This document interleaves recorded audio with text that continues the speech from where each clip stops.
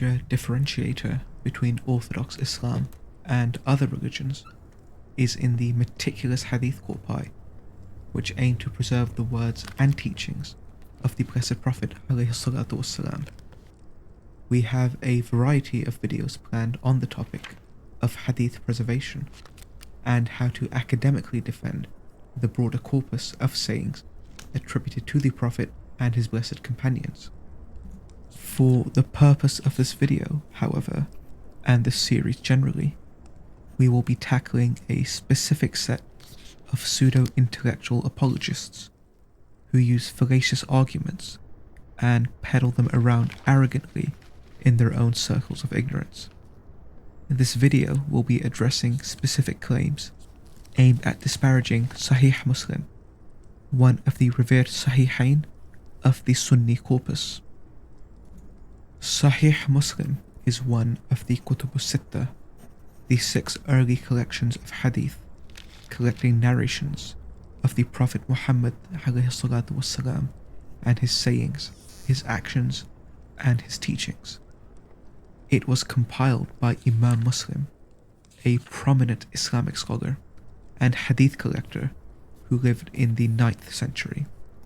Imam Muslim was known for his meticulous attention to detail and his rigorous standards for the authenticity of a hadith.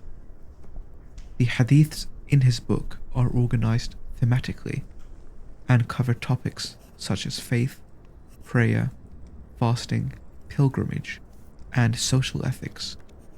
They amount to over 7,000 in number, and they are widely considered to be generally authentic by Sunni scholarship. As such, Imam Muslim's collection of hadith is widely regarded as one of the most authentic and reliable collections of hadiths in the Islamic tradition generally. In compiling his collection, he employed a rigorous methodology that involved verifying the authenticity of each hadith through a careful examination of its chain of narrators. This methodology was designed to ensure that only the most reliable and accurate hadith were included in his collection and will be examined below. As a primer for our audience, we wish to note the consensus on its reliability from 2 leading classical hadith scholars. Imam al-Nawawi narrates in the first volume of his Sharh of Sahih Muslim that Ibn Salah said, "All of what Imam Muslim judged as Sahih from his book is clear-cut authentic." Note that Ibn Salah does not even hold the same view of Imam Muslim in his methodology with regards to whether or not we should know if the narrators met. Ibn Salah states, "The condition that it is established that those who narrate from another person with a form an have heard from each other. This opposes the view of Imam Muslim that it is not a condition to know whether a thiqah narrator has heard from the person he's narrating to, and it can merely be a possibility of them meeting, as we shall explain later. What matters now is that Ibn Salah disagrees with Muslim, yet still affirms his reliability. We shall soon see why. Our opponents wish to point out the differences between Imam Muslim and Imam Bukhari with regards to al-isnad, defined as a valid connections between narrators A and B in the chain. In doing so, they aim to weaken Imam Muslim and solidify Imam Bukhari, comparatively speaking. Before addressing the erroneous claims put forth by our opponents, we must first explore Imam Muslim's methodology and allow the author himself to express his methods and rationale. It is only through his self-expression that one will able to fully appreciate the depth, rigor, and practicality of his scholarship, and in doing so, gain a deeper insight into the hadith that he collected. Imam Muslim is of the view that there does not need to be an explicit confirmation if a thiqah narrator met another thiqah narrator to whom he is narrating, as detailed in an explicit text, and all that needs to be established is the highly significant probability of them meeting. We note to our audience that Imam Muslim's methodology only differed from general Sunni scholarship of his time in regards to thiqah narrators, that is, narrators who have been authenticated to the highest standard. Only an extremely low subset of narrators have reached this status. Hence, even if, hypothetically, there was an issue with Muslims' methodology, this would have no practical bearing due to this. More on this will come later. There are 4 conditions for this, and each will be detailed by Imam Muslim himself. All of the following quotes will be taken from his Muqaddimah, unless stated otherwise. The 4 conditions are as follows. Firstly, the rigorous authenticity of the narrator, i.e., them being universally recognized as being thiqah. Imam Muslim says, the common saying agreed upon among the people of knowledge of the reports and narrations, past and present, is that every trustworthy narrator who narrates a hadith from a narrator like him, and it is possible for him to have met him and heard from him, because they were all in the same time period, even if it is not mentioned in any report that they have met. The narration is proven, and relying upon it is necessary. Thus, Imam Muslim clearly states the condition of complete trustworthiness as a narrator. The rationale behind this is that due to prior probability, the trustworthy narrator will be known to take the utmost care in his narrations, and will not lie about his source, especially to learned men, such as the Muhaddithin. We also want to point out to our audience that this specification is much more rigorous than any pre-modern historical method, and it is incomparable for its time.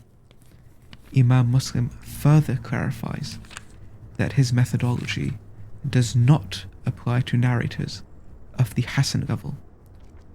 So, if we were to take the reports from these types of people, we would have followed reports that in its isnad has someone who aren't described with good memory and precision, like the type of people that were mentioned before them.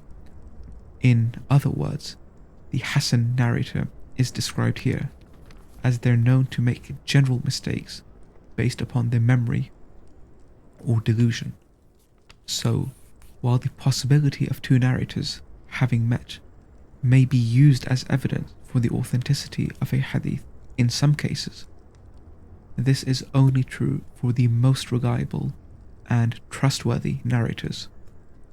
For narrators of the Hasan level, another strict criteria must be used to determine the authenticity of their narrations. Secondly, that there must be certainty of them being contemporaries of each other. Muslim states that the statement made by the speaker whom we started the conversation with regarding the story of his saying and the report of his incorrect narration claims that any attribution of a hadith that includes so and so said and so narrated, and they both lived at the same time, does not constitute a valid proof of its authenticity unless it is known that they met at some point in their lives. Thus, Imam Muslim holds it to be a condition that we must know that they were in the same time and place.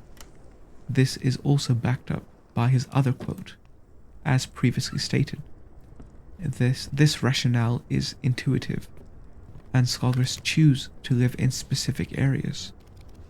And when they did so, they always learnt and discussed with contemporaries of their time. Hence, it is absurd to say that revered men, known to be of the utmost reliability, could not be trusted, transmitting information to and from each other. Imam Muslim continues and delineates two crucial pieces of information that must be known to determine if men were indeed contemporaries. The first is an awareness of the person's birth and death. The second is knowledge of when the narrator's primary teacher that they used to take from died, in order to confirm the years in which the narrator was learning, teaching, and transmitting. Imam Muslim gives examples of both, with the first being on page 34. He says, "And Ubayd ibn Umair reached the Prophet with an isnad through his والسلام, wife, and Ubayd ibn Umair lived in the time of the Prophet والسلام. Notice how Imam Muslim was sufficient with just the possibility of Ubayd meeting the Prophet's wife, and not whether or not he heard directly and was a student. The second is as follows, and is found in Kitab al-Iman 3a. And Abdul Rahman ibn Abi Layla, who has memorized hadith from Umar and has accompanied Ali, reached an isnad to Anas ibn Malik to the Prophet sallallahu alaihi wasallam. His methodology is simple and intuitive. Abdul Rahman accompanied Umar and Ali, both of whom died before Anas ibn Malik. Thus, when Abdul Rahman narrates from Anas, we can infer that there is a reasonable possibility of him having met Anas, and thus having taken directly from him. This criteria, coupled with the others, serve to build a cumulative case for Muslim's methodology. It is thus no wonder that he is universally accepted as an eminent authority of hadith. The third criteria is that the narrator is safe from all kinds of deception, with an emphasis on tadlis. A mudallis is a narrator who conceals the identity of an intermediate narrator within the chain of transmission, narrating as if they had heard directly from a person when in fact they had not. For example, take the following chain. Malik heard from Az-Zuhri from Aisha. Az-Zuhri did not narrate directly from Aisha, but in reality, he narrated the hadith from his teacher, Abdullah ibn Zubair, who heard it from Aisha. Thus, Zuhri has concealed the intermediary narrator. The practice of muddling the chain of transmission is considered to be a weakness in hadith narration, and scholars developed methods to identify and critique such narrators. Firstly, it is a possibility that the mudallis made an error in the identity of the intermediate narrator, or may have intentionally hid the identity of a weak narrator for the purpose of strengthening a narration. This can put the reliability of the entire hadith into question, for the method may be based on a chain of transmission that includes a narrator with a background in transmitting unreliable narrations from his unintentional mistakes.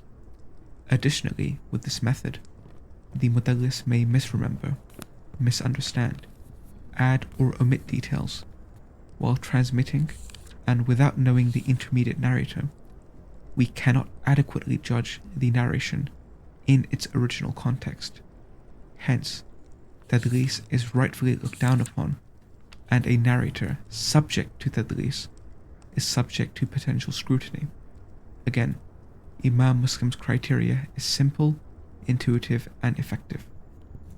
We now move on to the fourth criteria, which is that there is no evidence that can be used to disprove the narrators meeting each other, as Muslim says on page 34 of his muqaddimah, and the narration is affirmed and relying upon it is necessary, except if there is a clear evidence that the narrator did not meet the person whom he is narrating from, or he did not hear anything from him. As for the matter being ambiguous according to the possibility of them meeting, that we explained, then the narration will be heard, i.e. authenticated and spread, until the evidence is clear. Thus, Imam Muslim makes it clear that if there is any evidence that puts into doubt the possibility of them meeting, it must be taken into account and disqualifies the above criteria.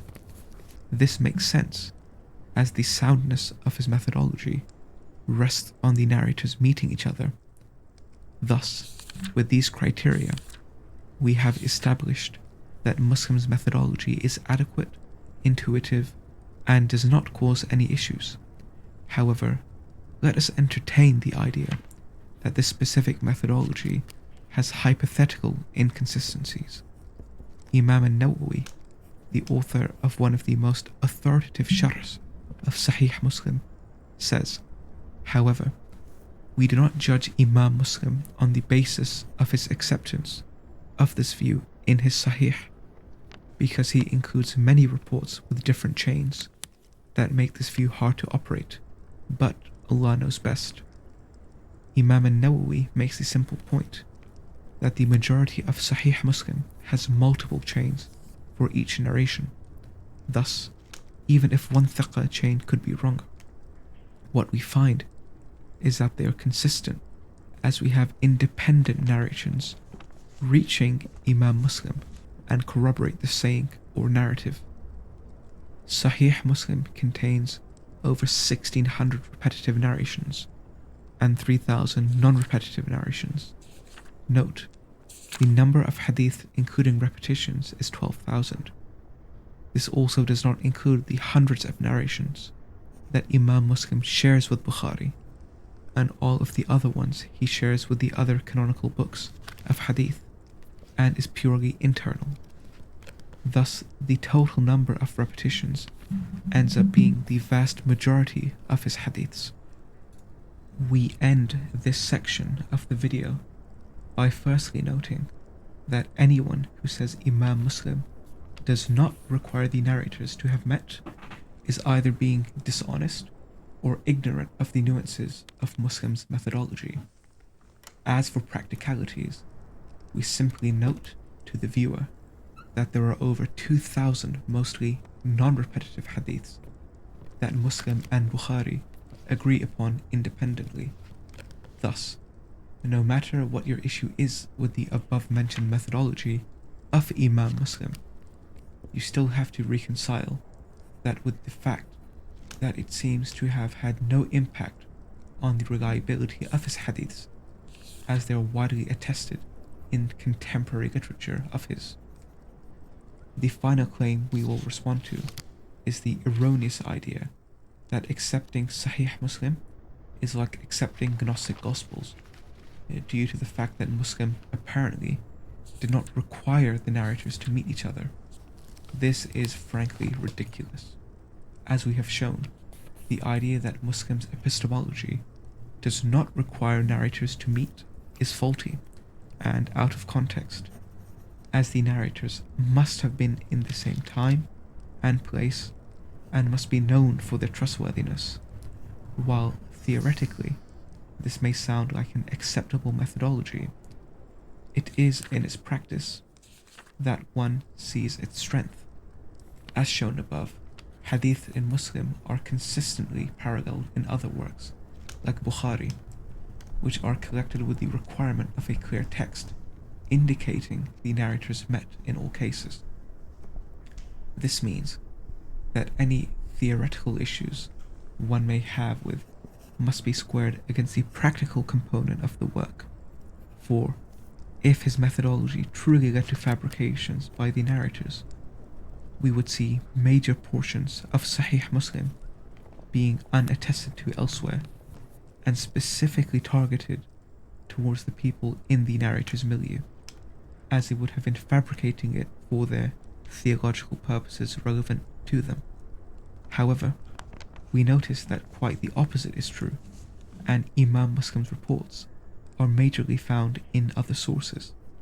This is actually an interesting proof for the reliability of the biographers of our major narrators, but that is a topic for another video.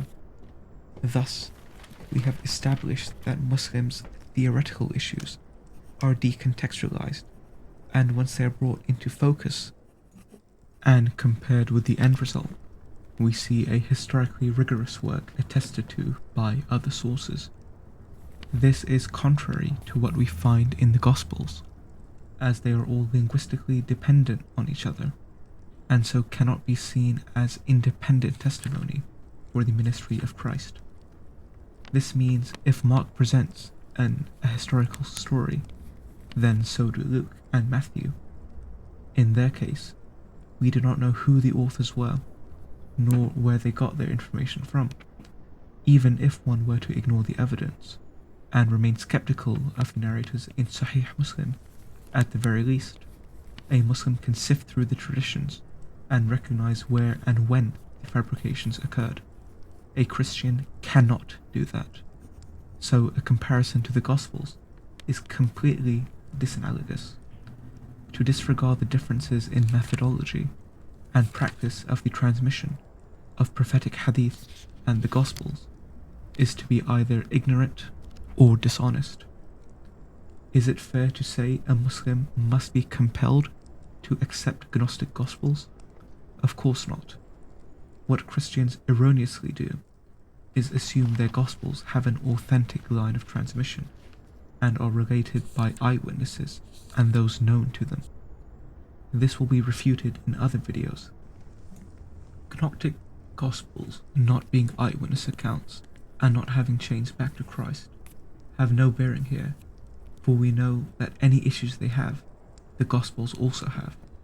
As a Muslim, there is no necessity to affirm or deny any account of Jesus given pre-Islam, unless it directly contradicts the Quran, as we note that every single document fails our stringent Hadith criteria, and can thus only be certainly accepted or rejected based upon the Furqan. Thus, in this short video, we have gone through Imam Muslim's methodology, and through a theoretical and practical analysis, have cleared him of these false allegations laid against him.